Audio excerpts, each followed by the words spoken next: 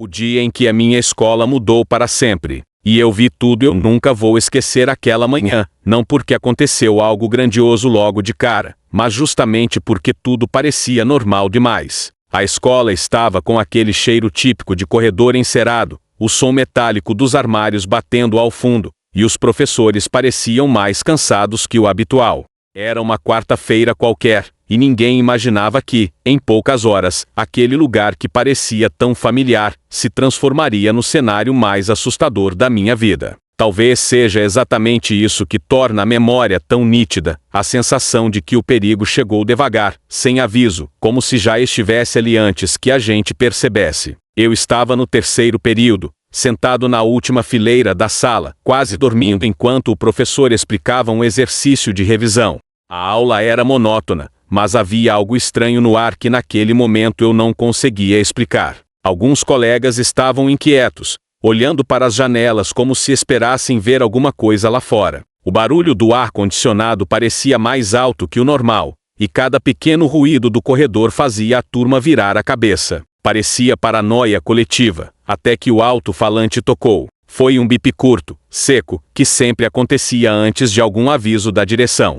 Mas, em vez da voz calma da coordenadora, só veio silêncio por quase 5 segundos. E então, finalmente, a voz dela, mas não como de costume. Ela parecia estar sussurrando, como se não quisesse ser ouvida por alguém que estivesse perto dela. Tudo o que ela disse foi: professores, iniciem o protocolo imediatamente. Repito, iniciem o protocolo. E em seguida, o alto-falante desligou. A sala congelou. O professor parou de falar no meio da frase, olhou para a porta e, sem pensar 2 vezes, foi até ela para trancá-la. As janelas foram fechadas tão rápido que os estalos ecoaram pela sala. Ninguém perguntou o que estava acontecendo. A gente já conhecia o protocolo, mas nunca, em nenhum ano, ele tinha sido aplicado de verdade. Não daquele jeito. A primeira coisa que percebi foi o silêncio no corredor. Nenhum passo, nenhuma conversa, nada.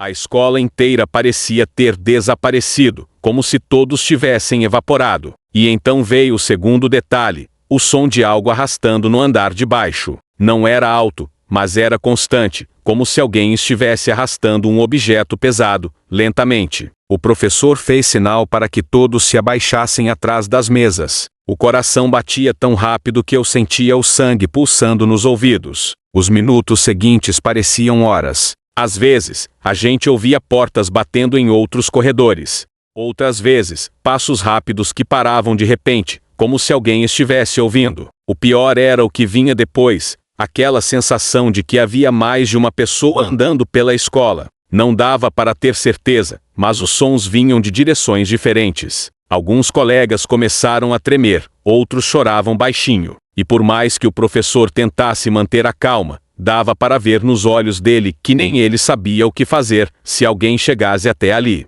A tensão aumentou quando alguém bateu na porta da nossa sala. Não foi um bater forte, nem agressivo, foi suave demais. 3 batidas curtas, como se a pessoa estivesse pedindo permissão para entrar. O professor se levantou um pouco para tentar ver pelo vidro da porta, mas imediatamente se abaixou de novo, com os olhos arregalados. Ele fez sinal para a gente não fazer barulho.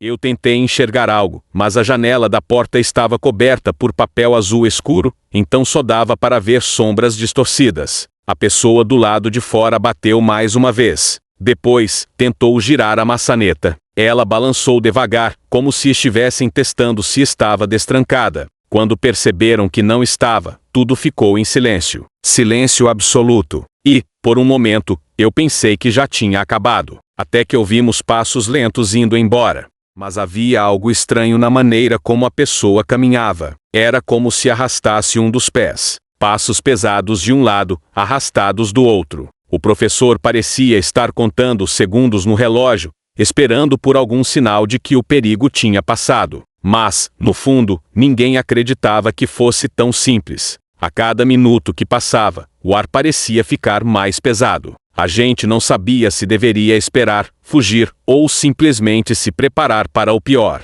Foi então que ouvimos o som mais perturbador de toda a manhã. Alguém riu. Uma risada baixa, arranhada, ecoou pelo corredor.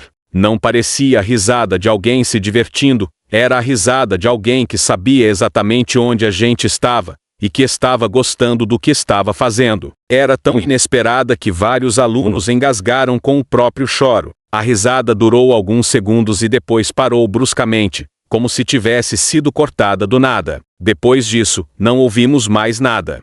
Nem passos, nem batidas, nem vozes. Só silêncio. Um silêncio tão profundo que doía. Ficamos mais de 40 minutos escondidos, esperando qualquer sinal de que era seguro sair. Até que, finalmente, o alto-falante tocou de novo. A coordenadora, agora com a voz mais firme, disse apenas: "Atenção, mantenham a calma. As autoridades já estão no prédio." A reação da sala inteira foi de alívio imediato. Mas, ao mesmo tempo, a gente sabia que aquilo confirmava o que mais temíamos. Alguém perigoso realmente estava dentro da escola. Quando os policiais bateram na porta e mandaram que a gente saísse em fila, pude ver pela primeira vez o corredor completamente vazio. Mas não era um vazio normal. Havia armários amassados, portas entreabertas, papéis espalhados pelo chão. E, mais inquietante do que tudo, marcas de arranhões na parede, como se alguém tivesse passado a unha, ou algum objeto afiado por ali. Ninguém explicou exatamente o que aconteceu naquele dia. A direção preferiu manter tudo em sigilo, e os boatos foram surgindo em todas as versões possíveis. Alguns dizem que era só um intruso. Outros juram que foram vistos dois homens entrando pelos fundos.